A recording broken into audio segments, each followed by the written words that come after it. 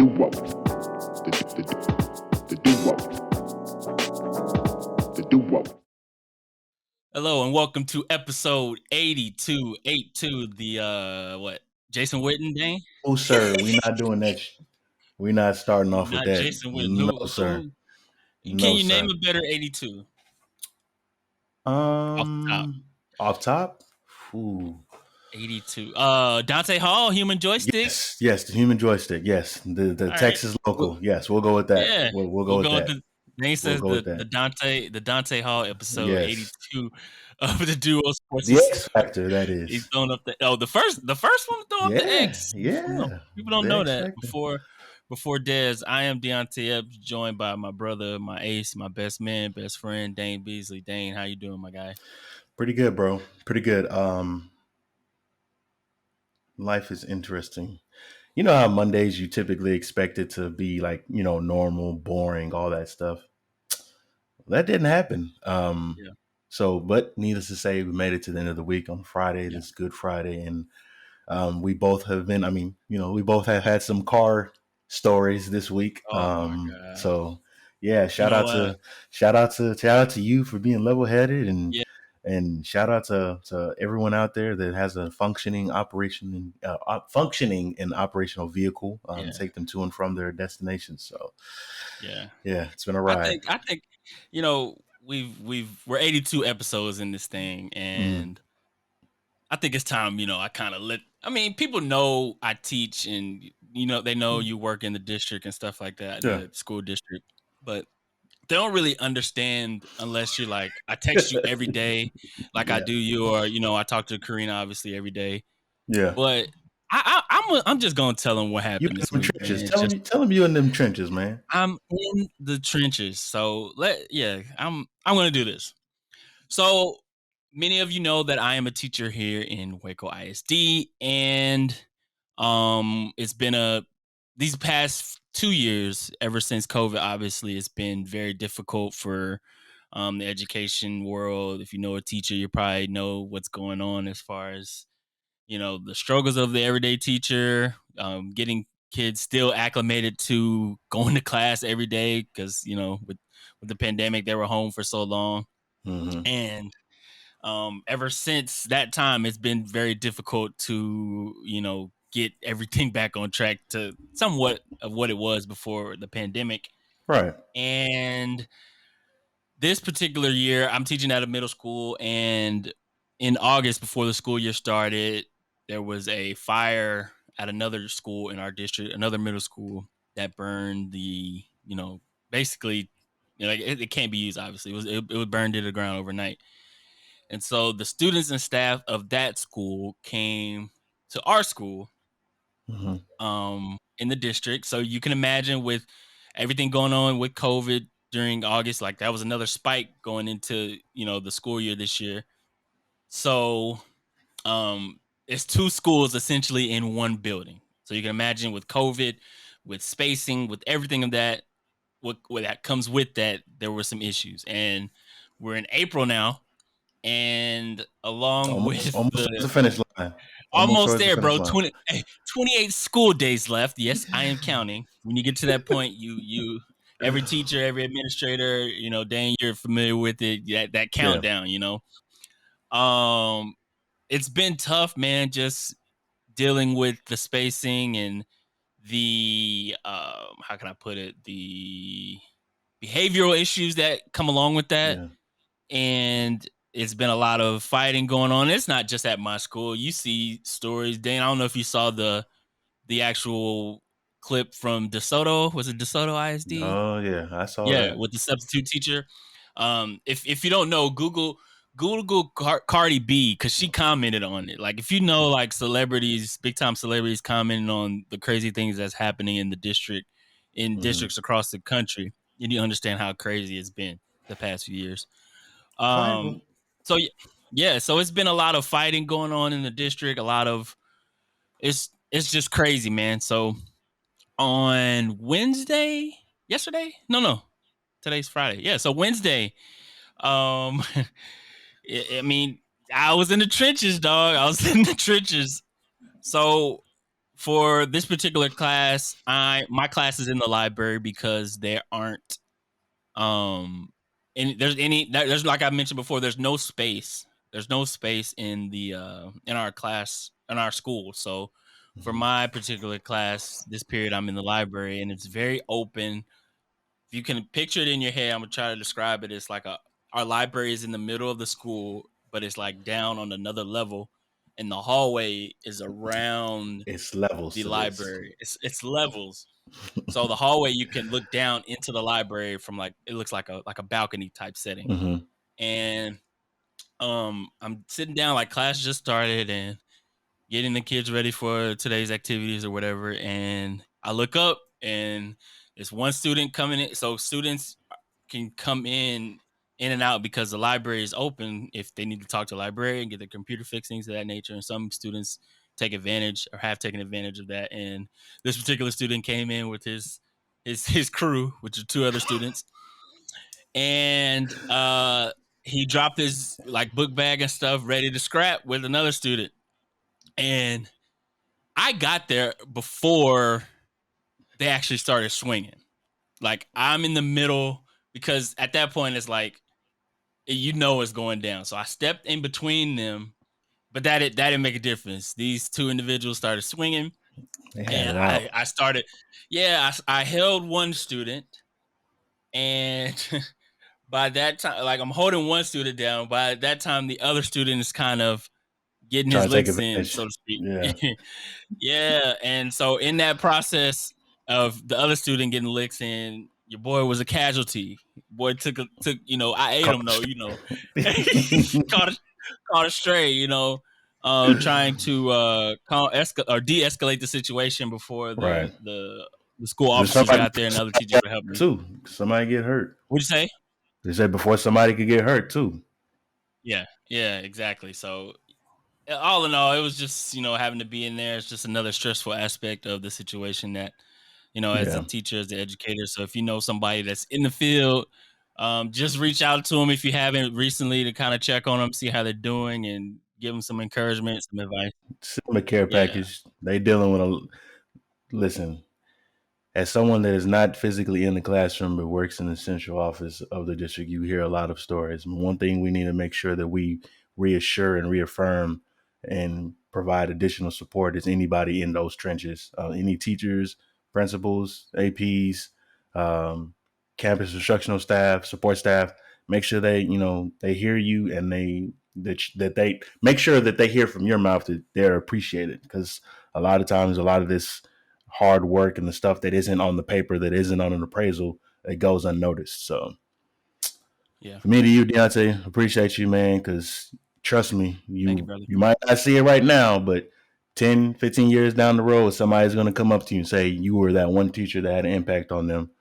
So, you might not see it right now. You might not reap the benefits right now, but you being there, standing in the gaps where someone else couldn't, where a parent couldn't, or a mentor couldn't, or a teacher that, said they were going to be there for a student couldn't, you were that reason that inspire and push that particular person to keep moving forward. So the reward might not come today, it might not come tomorrow, it might not come next week, but eventually down the road, somebody's going to reach out and say, I appreciate you for being the teacher and the inspiration that you are. So keep it on pushing, man. Keep on pushing.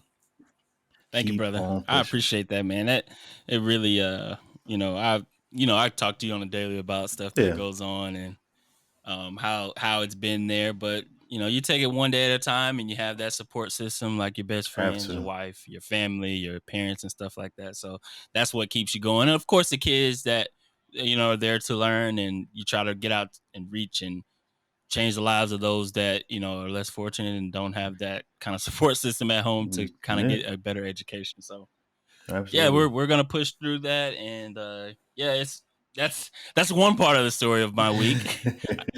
And yesterday, Dane and I were supposed to record this episode on Thursday. It's Friday right Mhm. now, April 15th. And I'm telling you, man, it's the test, bro. It's got to They say be. God gives you the toughest challenges and battles to his best warriors. So it's one of those things, man. Coming home from work yesterday, uh thank God. And I talked with my parents yesterday about it, that I wasn't on the highway when this happened, because Right. that would have been another situation. But I'm coming home from work, heading home, and I'm only a few blocks up the way from my school, and I stopped at a stop sign, and then I tried to accelerate again. My car said, "Nah, bro." We tired, boss. We tired, boss. Like, facts. Like, I've never, that mug just shut down. Mm-hmm. Like a car. Imagine you accelerating, like going 30, 40, and your car just cuts off, and that's exactly what happened. So yesterday was, the story I had about Wednesday happened, and then yesterday this situation happens where I have to get the tow truck, call USA to get my, the tow truck people had to USA. wait 70 minutes to get a tow truck person to take it to the shop. And then what's funny, before I even called my dad's a whole nother character. Now it's funny. Yeah, When it's happening at the yeah, moment, ain't nothing funny yeah. about that. Before I called my dad, right? The tow truck guy. Oh, of course, I try to jump it, and it's not jumping. And the reason why I kind of knew it wasn't my battery is because, I mean, this doesn't necessarily mean that was it, but my lights, my radio, everything was working for Everything is like a working long fine. period of time, right? Yep. So I'm like, is it my starter? Battery check. And yeah, We good. and so the tow truck guy came, and he tried to jump it with. He has one of those actual packs, You got a jumper cable defibrillator. packs. Yeah, that's what You it got looks a like. It actually defibrillator. looks like that. The car defibrillator, yeah. And it didn't work then, and he like kind of looked at my engine, and he's like, "Yeah, man." He like tried to pull like the under the engine part. He's like, "Man, it looks like your engine's locked." But he pulled the juice key. He's Ooh. like, "Well, but I'm just a tow truck driver." He put his I was just saying, that's just me. just, That's just me. and then when I told my, because I couldn't get in contact with my dad, but my mom Mhm. told my dad that story. He was like, "What he know? He a tow truck driver." I was like, "Man, he said that." He sees this stuff You all know, the time, I'm sure. yeah, yeah. Oh gosh. And so I took it down to the shop. I had it towed to the shop, and lo and behold, and Dane already told you this story. I have a Hyundai Sonata, for those familiar, and there is a recall for Hyundai Sonatas of 2011 and 2012, and mine's a 2012, and it's a recall on the engine at a certain mileage point, and I'm past that mileage point, but I had no idea there was a recall on my vehicle. So that's a whole nother story in itself. But the mechanic told me he had two other Sonatas similar to mine with the same issue, with the mileage past Yeah. the warranty. Ain't no car manufacturer gonna go out their way to reach out to somebody about something that's gonna cost them to fix for free. Like they're not gonna do that. They Yeah, probably tried the first address they had with you, which was probably a few spots ago, and after that's like, well, we tried. But yeah, that's yeah. ain't nobody. They're not gonna go the extra mile to try to help you out, especially if it means saving you, the consumer, some money. Ain't gonna Right. happen. Yeah, man. It's one Whew. one challenge. I won't even say issue. I'm gonna take it as a challenge, like to Mm-hmm. something that's gonna pop up in life, and you just gotta take it head on, and manage, and like you said, have that support system there and ready. So Yeah. just looking not looking good for my car right now. So we trying to figure out the options. Then good news this weekend. Dane and I are recording a little early on this Friday because I'm heading Mm-hmm. down to Dallas to celebrate my boy Daniel Such and Ariana's wedding. Great supporters of the duo here, so shout out shout out to Daniel and stuff for that. But let's get into the sports news. And usually, Dane, we start out when we have like people that pass away unexpectedly or pass away in general. We mention at the end of the pod, but I wanted to start off with celebrating the life of Dwayne Haskins, because there was a lot of, I'm sure you saw the Adam Schefter tweet, the Gil Brandt rant on radio about Dwayne Haskins, of course. And every time stuff like this happens, you have the fake hearted or whatever Yeah. apology from that instance. But in your opinion, I and for those that don't apologize know, for I offended you, not I apologize yeah, for what I said. Yeah. yeah, and most sports fans know by now that Dwayne Haskins, the former, was with Pittsburgh. He was signed with Pittsburgh, Yeah, he was in Pittsburgh. correct, at the Yeah, moment. he was in Okay, Pittsburgh. He was still with the Steelers. Died unexpectedly last week. Um, the details of it, I Still mean, it's murky. kind Still of, murky. of course, like the mystery of why he was trying to cross the highways. I heard a report that he ran out of gas in a rental car and was trying to get gas. I heard a report of jogging, but whatever the case may be, it's sad and unfortunate that he lost his life early at the age of he's about to be 25 next month, I believe. And Crazy. all the players and people that were close to him that came out and talked about the person he was off the Right. field, obviously, and which means more than anything, which was great to see. But it's also tragic to see that a life get cut so short. But Right. why do we always have these instances with the Adam Schefters and the Gil Brandts of people? And I guess it's just them showing their true colors. What do you see when it comes to those guys that say those things? I don't know. I think I see a lack of empathy. Obviously, when you're in an industry that already doesn't care about the athlete, you care about what the athlete can do for you. It's already hard to humanize them. So it's easy for people in those positions that have evaluated players or reported on players to be tone deaf and just blatantly ignorant in reporting something. So I don't know. And I might have mentioned this earlier. I mean, we talked before, but he is no stranger to being on the other side of the Ohio State University. Not to say that that fueled anything, but an Yeah, opposing rival twice over or three times over, actually, taking the opportunity to take an unnecessary jab at somebody, whatever. You can apologize for it, but at the end of the day, people are going to remember what you first said, not the apology for afterwards. But it sucks. Um, and at the same time, it's like it's only God knows what was supposed to be of his life, or if that was just the intention of, you know, what was supposed to happen. But obviously 24 years young, and there's a lot of your story that's still unwritten. yeah, If something were to happen to me or you at 24 years old, like there's no telling what that story would have been. It's still growing, yeah. still maturing, still having the opportunity to figure out who we are as gentlemen, as men. So it's tough. It sucks because outside of because I know him as a sports figure. Most people know him as a sports figure because he was great at throwing a football at one point in time. So that is our lens for the most part. But those close to him, people lost a friend, people lost a family member, A brother, somebody yeah, lost their husband.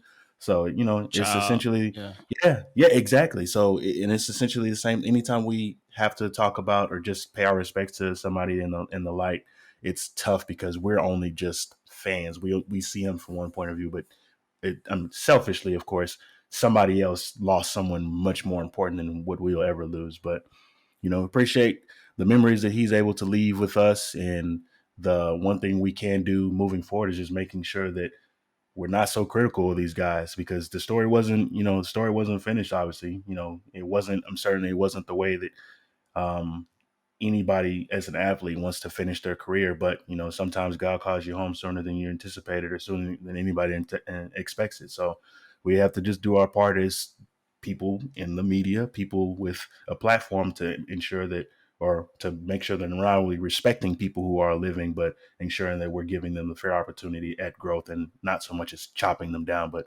looking at the bright side of the positive of what they might be doing. Because who knows? right, Somebody's people say like you could be gone today and gone or you can hear today and gone tomorrow, but really, you can be here yeah, today and gone today. So shout out to the legacy he left behind, and hopefully, inspires people just to be, more positive and nice to other people or each other, and then just, live each day as if it was your last.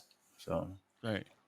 Couldn't have said it better, man. And like, it's crazy in 2022, you still have to tell people to think before they act, think before they tweet, think before they speak, because like, especially like, I mean, Adam Schefter, this is not you his should first know it. rodeo It's with, like the second and third time in like the last 3 weeks for him. Like you should know exactly, better. Like just right. it doesn't have to. It's just this whole being first with him, his Yeah, industry being first. Like, do you want to be the first to be wrong? Like, come on here. So I don't know. And then you know what? The good thing is, a lot of the athletes, and we're talking about, starting athletes are out here going at his neck because of what he said, and rightfully so. But hopefully, I mean, I can't say he's gonna learn from that because he's been doing messed up stuff for a while. So it's just like whatever. But I just don't get it. Like it's interesting though when you talk about those social media people that how we both talked about those social media people that need to think before they speak, act, all those kinds of things. And then did you see the news about Elon Musk this past week? I'm tired. Look, trying to buy Twitter. I'm done. I'm tired of that dude, bro. He's. I think everybody is at this point. Go sit down somewhere. Like, don't you have a family or a business to run, or like, bro, leave Twitter alone. We like Twitter. We don't need you doing anything with it, bro. That's exactly the reason why I brought it up, because his thoughts or whatever for Twitter is to be a freedom of speech kind of thing, and we know that could lead to a dangerous path as far as that's dangerous territory. There's freedom of speech and all those things. You have freedom of speech, but you're not free from consequences. You can't be out here being an idiot, saying off the wall stuff or posting harmful things, because at the end of the day, just because you have the right to do it doesn't mean it's right to do it. So, oh, that's a good one. I'm done with him. No, did you? Chill out. Just because. Wait. Just because you have a right to do it, it's not right to do bars. Man, bars. You extra, bro. Chill out.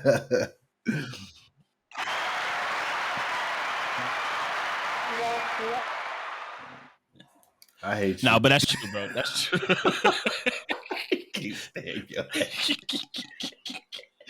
Oh man, Dane dropping bars. Oh, I hate you.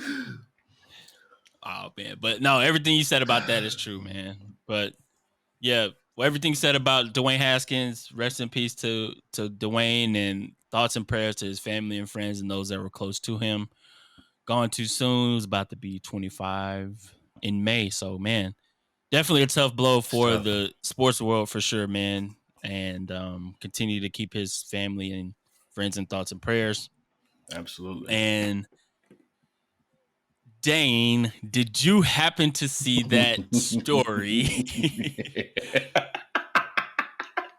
I've reserved all comments. First, I can let you get the overview, but I've reserved all comments and tweets and thoughts because I'm like, man, this is too. I can't wait because I know Bo's probably got something to talk about this on Sunday. On game day. Like he is. I listened to his pod on Wednesday. He had Mina Kimes on there, and they talked about it too. But okay, Monday, let's talk about. I got to Wednesdays yet, but yeah. All right. Hey, put your tinfoil do rag on because it's about to get grimy. Let me look. Put that mug on. Yeah. Tie it up. All right. So this is coming from the Boston Globe. There was a situation that apparently occurred around Tom Brady's retirement. Allegedly, let me put that in there, around Tom Brady's retirement and unretirement. And this tweet comes from Brian M. Floyd from the Boston Globe. And he's taking excerpts off of the actual article, but it says, so Tom Brady's plan was to fake retire, become an executive with the Dolphins, bring in Sean Payton to coach, then unretire before the Brian Flores lawsuit blew everything up. And so this little article, this one particular part says, just hours later on February 1st, Flores filed his lawsuit against the Dolphins and the NFL alleging racial discrimination as well as making explosive allegations against Ross of trying to lose games intentionally and of tampering with a certain star quarterback, which we had talked about. We've talked about Flores almost every week on this pod, but when we first talked about the story, we had mentioned the Dolphins owner Ross and like him being on this yacht trying to lure in Tom Brady, or it said a big time star quarterback, which this kind of lines up with being Tom Brady. Said the lawsuit messed up everything per the source. Allegedly, the plan to hire a white coach and a white team president without going through the Rooney Rule probably wouldn't fly once the Dolphins were sued for racial discrimination. So think about this. Flores. Oh, let me continue real quick. Flores' accusations of tanking and tampering put the issue of cell phones and discovery at play for Ross and Brady. The lawsuit simply brought too much heat to the situation, and Ross and Brady had to call up the arrangement. So think about this. Okay. Tom Brady retire. Tired. The plan was for him to retire. For Ross, the Dolphins owner, to hire him as an executive, not as a player, as a team executive. Brady unretires and is quarterbacking the Dolphins. Before that, let me put Sean Payton was going to be hired as a coach. Then Brady was going to be the quarterback. All to be with Miami. And then Brian Flores said, nah, bruh. Wait nah, a minute. it ain't happening. I see what's happening here. He sent the papers. He's like, you've been served.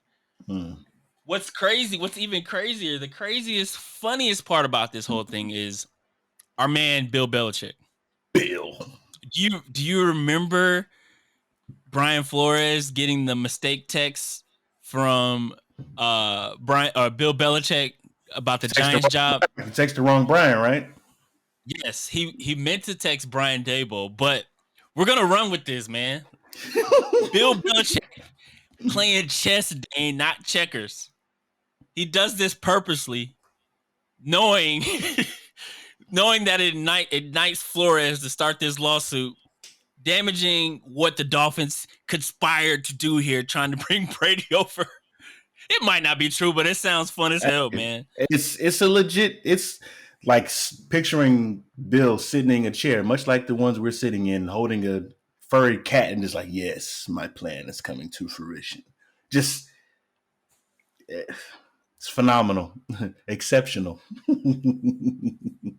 Like, it's like one of those things that's so crazy. Like, it's There's too no crazy way this could not be to real. be. Or I'm thinking the opposite. Like, it's like so detailed. Like, I don't put anything past it. Like, especially with what Stephen Ross would want to do. Like, only time will tell, G. Desperate he would have to be to do something like that. But what do you think about the story and how it shaped out? As someone who enjoys conspiracy theories, I love it. I want so bad to believe that it's true, but no one's going to put a stamp on this with a blue check and be like, hey, you know what? You got me. This is real. Like, it's not gonna, unfortunately, it's not going to happen because that would have to be one of 32 teams, or at least possibly two of 32 teams lying down on the sword, indicating that, yes, the racism is in fact a real thing. I accidentally did a racism. That would have to be a real thing, unfortunately. And I just don't see that happen, unfortunately. It would be funny. It'd be very funny to say the least, just the lengths of people would go just for a competitive edge. But, you know. It's so drawn out. Like, it's finna get buried, unfortunately. Months of planning to have this all set up in this certain way. But with all the rumors of Brady only coming back because Bruce Arians retired, brings more fuel to the flame that he wanted to make a jump to Miami just to get rid of or get out of Bruce Arians' shadow or whatnot. But he already in the state, so it's like right up the road. Anyway, that was so funny. And of course, like you said, somebody might ask Tom a question about this in training camp, but he's going to dismiss it, of course, and people are going to dismiss it. But I feel like we might get like a 30 for 30 or some type of documentary of untold stories or something like that, where it gets unraveled that, hey, I have this text message, I have this recorded video or recorded audio of the owner or Tom Brady on the phone saying, yeah, let's make this happen. Or Tom Brady calling Ross and saying, no, we can't make this happen because this lawsuit dropped. But yeah, that was some big story of the week. And then also, Dane, why is this guy still the owner of the Washington Commanders, Dan Snyder? He's got incriminating and naked pictures of Roger Goodell or half the owners. I don't know how this man still has a job. This man has 9 lives, right? Facts. And we talk about, before I even get to the story, we talk about how we don't have any minority owners in the NFL, but yet we have this guy still owning this team after scheming the books. Countless things, After bro. all these sexual allegations, sexual misconduct in the workplace. How, bro? This needs to change, bro. Here's the thing, bro. If there's something that's going to get this man out of the paint, it'd probably be this. It's one thing to be a very evil, degrading, misogynist, sexist person sharing, naked pictures of unsolicited or sharing pictures with somebody that you're not supposed to be sharing with. However you got them, that's one level of disgust. That's one thing. For him not to get that team taken away from him from doing that, that's one thing. Say what you want about the NFL not caring about women. They don't care about women, and they're going to let this man continue to be a leader of a team, being involved with something that scandalous and that disgusting. One thing. But it's going to speak tons and tons and tons and tons of volumes if this is what gets this man out the paint. Him skimming money off the top from the other 31 owners and, of course, other players. So it's like, it just goes back to what we always talk about. It's always about the money. Follow, what Lester said, follow the money. Follow the money. Yeah. And I don't know. Yeah, I'm going to read the first two paragraphs. Disgusted. I am, as a fan of the Dallas Cowboys, I am absolutely disgusted that an owner would take me out the hands of these players. I'm just downright lost for words. You see what Matt Schaub tweeted? No, I missed it. Oh, yeah. Well, Matt Schaub essentially was like reminding players, like, look, he's taking money out of your mouths. Like, you should be pissed off and upset about this type of thing. I was like, damn, you, Matt Schaub? I was like, yeah, well, it makes sense. But, has he ever played in Washington? I don't know. Matt's played with a lot of teams, but there might be a connection somewhere. Yeah, there might be a connection somewhere, some way, shape, or form. But at the end of the day, I think it's a situation where players always get the raw end of the stick, especially NFL players. They always get the short end of the stick, and then they come to find out that they're literally even more money is getting taken out of their hands. So it's like, I think that probably struck a chord with him more than anything. Yeah. From the Washington Post, they broke the story on the April 12th. It's titled, Congress details allegations of Commanders' unlawful conduct to FTC. The Washington Commanders and owner Daniel Snyder, quote, may have engaged in a troubling, long-running, and potentially unlawful pattern of financial conduct that allegedly involved withholding as many as $5 million in refundable deposits from season ticket holders and also hiding money that was supposed to be shared among NFL owners. It's a 20-page letter that goes into more detail, talking about the collegiate games that are at FedEx Field and stuff like that. But it's like you said, it's a story that adds a long list of Daniel Snyder. What the hell isms? Rap sheet, if you will. And yeah, man, like you said, if this doesn't get him out the paint, ain't nothing getting him out the paint at this point, right? Mm-hmm. But anywho. What's that sound?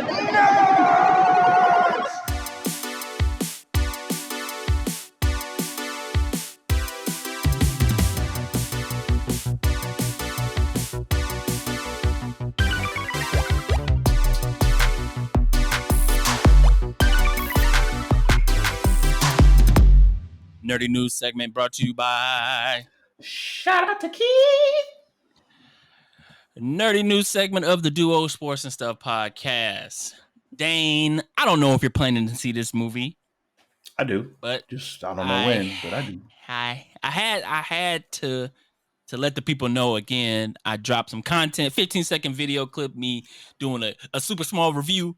That's not even a review. It's just my thoughts on Sonic the Hedgehog 2 in theaters now. I took my nephew to see it last week, and man, nephew took you to see it.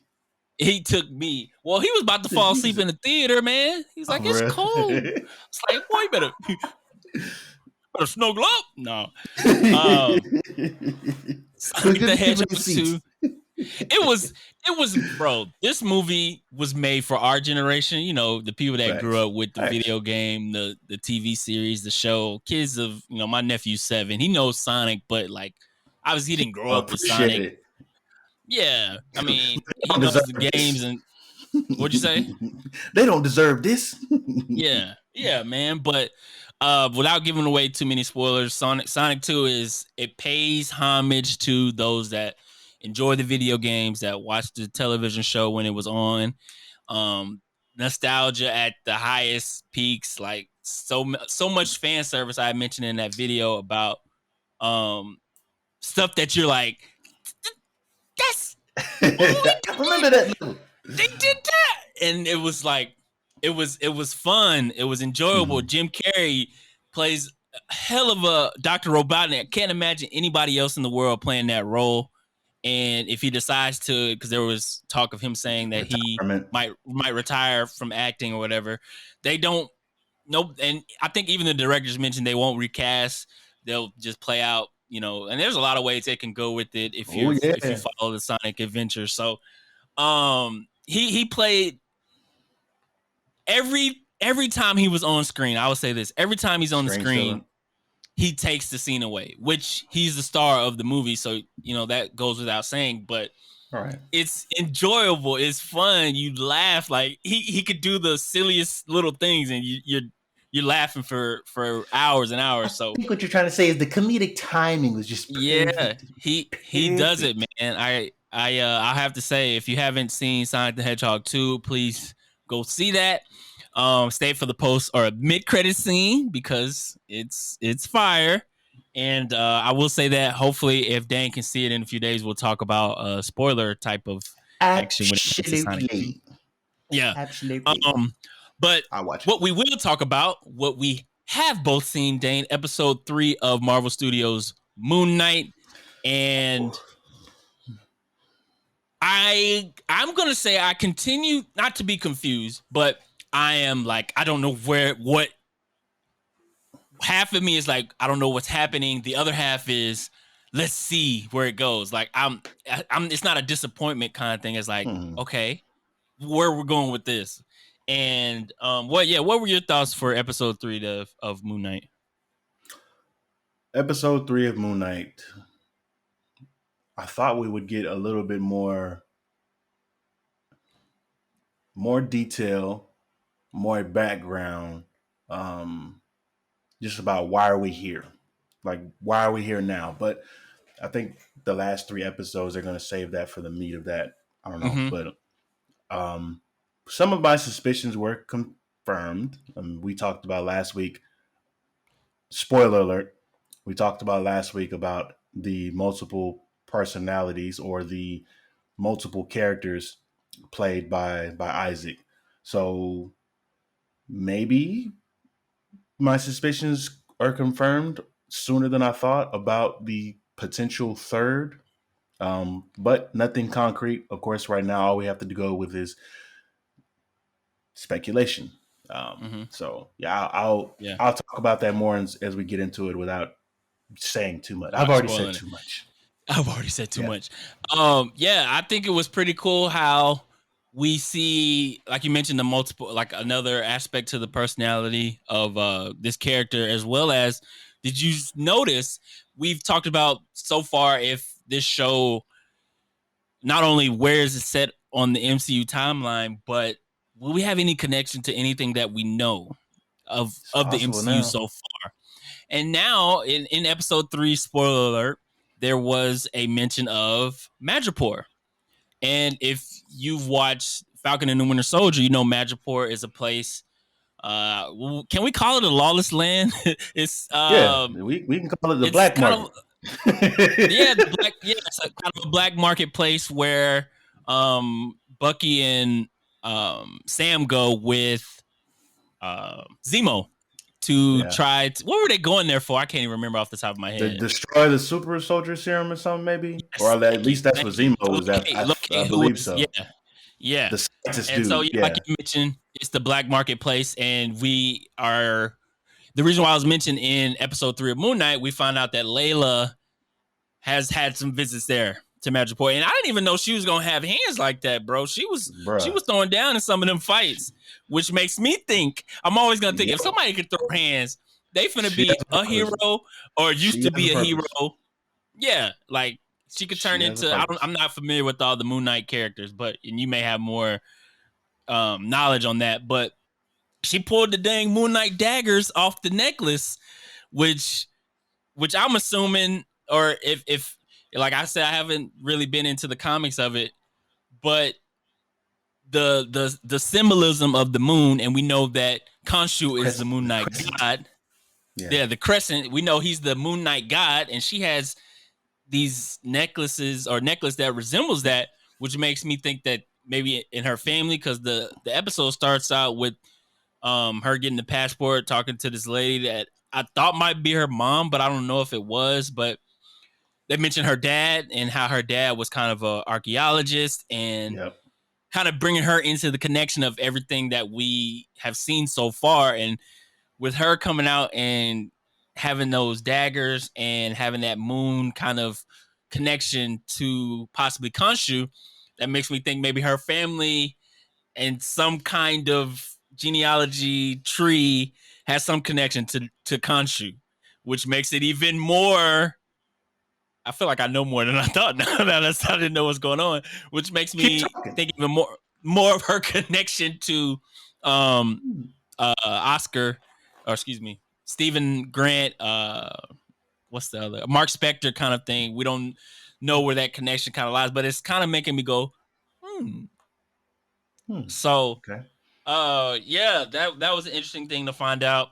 And then at the end with Khonshu kind of sacrificing himself, in which we talked about in the first 2 episodes, Dane, how we kind of thought what Khonshu's intentions were, whether they're good or bad. And I think this episode, at least for me, kind of opened my eyes to Khonshu as more than a guy that's like rah, I'm a god, but he kind of cares, sacrificed himself in a sense, right? Realizing if he changed the weather again, he would be put on punishment for that by getting turned to stone, which would happen. But I think that was an interesting part, kind of seeing another aspect to his character. And then that part at the end was really cool. Now, I'm gonna ask you this. Yes. Manipulating the stars and the moons. Did we go back 2,000 years in the sky, or in in the history of the MCU? I don't know. I think you can probably chop it up any way you want to, but we won't know for certain until episode 4. But theories, I'm all for hearing the theories about it, because when it was happening, I was like, wait a minute, because everyone else can see it around them. They obviously can see the stars in the skies and how that changes. But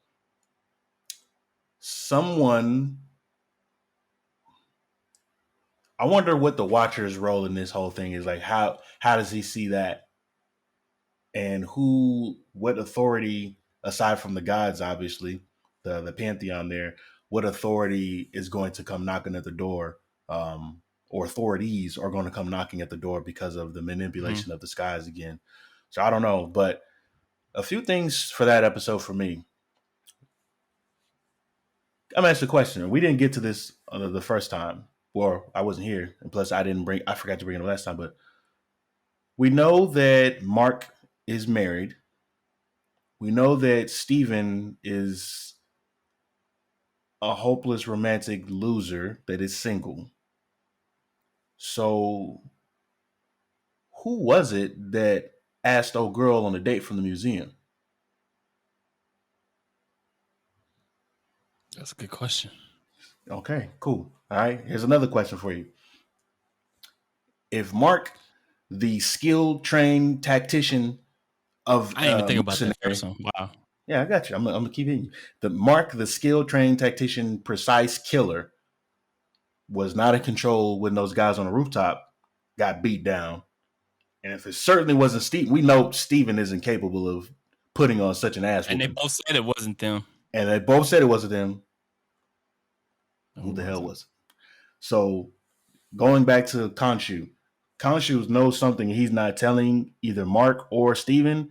And that, to me, again, brings up another red flag about him and his intentions, whether he's intentionally trying to keep them in the dark about potentially, spoiler alert, a third personality, and which we know from the source material, the third personality, Jake Lockley. So I don't know. But again, this is the second question. Okay, is this who was doing all that? So I don't know, but hopefully we'll find out soon enough. And then two, back to your point about the manipulation and whether or not we move forward in time or whatever the case may be. We might have some more connectivity to the MCU.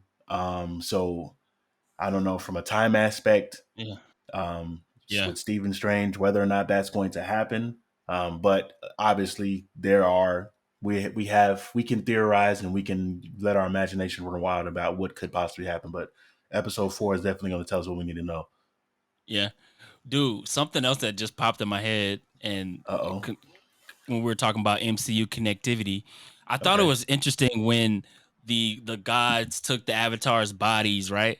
And they started talking about how we don't manipulate with the humans, and we don't interfere. Something, right? That reminded me of Eternals, bro. Do you remember when they were talking? Oh, yes. How they don't interfere. Yes. That's not a coincidence to me. It was a similar line that was said in the Eternals about not interfering all these years because we weren't allowed to. And well, this is the next phase, so maybe that might be a theme in terms of these. Right. And how are these Egyptian gods connected to these eternal gods? That line, bro, that we can't interfere, we won't interfere, both said in Eternals and now in Moon Knight with these Egyptian gods. And the Watcher said it too. The Watcher said it too. Not interfere. Yeah. Interfere. Until he did. Until he did. I don't think that's on. I don't think that's an accident. I think that was purposely put there as that subtle connection. But hopefully we'll find out, what exactly the connection is later on in episode 4 and 5 and 6. We're halfway through Moon Knight, man. Incredible. Yeah, man. I'm excited to see how it's going to finish. But right after the finale, Dane, the next day, bro, we have Doctor Strange, Multiverse of Madness. Definitely going to be madness. It's definitely going to tie in. I didn't realize that they were going to fall on not same day, but essentially the same week. That there's certainly going to be a tie-in. A day away from each other. Because, they have that Thursday showing. It's, bro, we're back in, like, the MCU bag as far as content. We're back. We're back. But what do you kind of... I know we talked about it before, but what are you kind of looking to see for in this MCU movie or in this Doctor Strange movie? Man, some sort of cohesiveness and an explanation. Possibly, I want to know for certain where the mutants are going to come into play, if they are coming into play. We talked in episode 2. There are, of course, suspicions and theories about.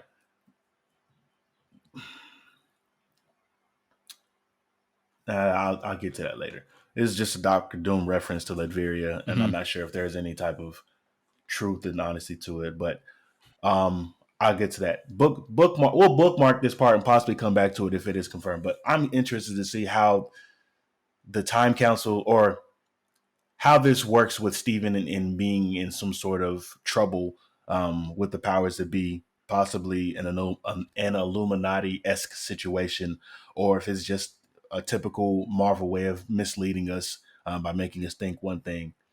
We thinking it's one way, but it's the other way. So I'm excited. I'm just excited about seeing the Sorcerer Supreme on the screen again, and then of course, old buddy with the Tyler Perry cornrows, Mordo. I can't wait to see the Tyler Perry cornrows. Will we see? Because I don't think that Mordo is the Mordo we saw at the end of the first Doctor Strange, which leads me to. Past. Or you think it's an evil version? I mean, well, he's already evil. Or maybe they're two different. Maybe they're two different guys. Yeah, I think it's a variant. That also makes me think, where's the regular, or not regular, the one that we know, the MCU regular version of Mordo. But I think the most interesting, or what I'm most excited about, is definitely the variants and who all we could see. We Who think all we gonna be see maybe a there? version of who all gonna be there. I think we could see a possible version of. I think we've seen it in the trailer of Captain Marvel, possibly 2 Wandas. We've seen multiple Strangers. Right. Did we get the aspect of her kids coming back and see if they come into full? Like by the end of this movie, will we? Fleshed out and full, no pun intended. Yeah, and it leads to all the different aspects of the Young Avengers that they're possibly trying to build. I think this is who I think will show up that I haven't heard anybody talk about. You ready? We seen her kids, right? From WandaVision. Right. I think we see White Vision in this movie. You think he's I gonna think come back? I think White Vision is gonna be on this Illuminati what do you call it? He's gonna be in one of those Illuminati seats. That's my bold prediction. Because I guess my question would be, would give him like, why would him of all people, not him of all people, but I don't know. I guess we just have to find out. and I went back and I thought about Vision and who he has been. Because you remember in Civil War, Vision was on Tony's side as far as being governed and on the aspect we need to be put in check, all that thing. Illuminati is essentially that, right? They control, they govern. In this aspect, we think the multiverse. And I think he would want to be a part of something like that. And I think he'll be a surprise cameo. I haven't heard anybody say that. I just think he'd be a good selection in my opinion. But I'm excited to see it nonetheless and see what happens. 3 weeks away is wild, bro. That's a hop, as they say, it's a hop, skip, and a jump away. Skip and a jump. Yeah, that's. I'm excited nonetheless too. Just didn't realize until you said it that they were so close to each other. Like, so that leads me to believe we are going to get some cookie crumbs. It'd be the Marvel way. I mean, obviously the expectation is if you've been trucking with Marvel this far, what's to prevent you from watching Moon Knight and Doctor Strange? But if they leave some cookie crumbs in the final episode of Moon Knight to usher in or influence people to be like, hey, y'all need to come on to these theaters. We got something for you type of situation. So I don't know. But I'm expecting Doctor Strange, the first one was already great. But the MCU has a track record of the second or the sequel to their original films to be much better than the first. We've seen with Winter Soldier. We saw with Iron Man 2. Say what you want about Thor, the Dark. We're like, we can.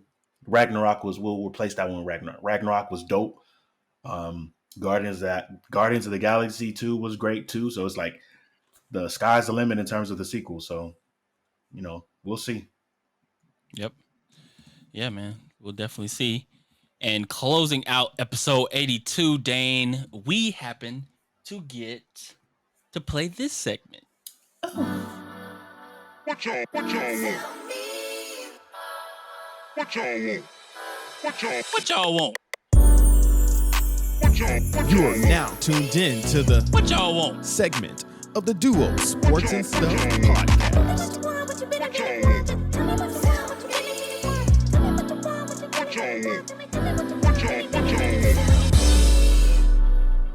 The What Y'all Want segment where listeners, viewers can send us voicemails.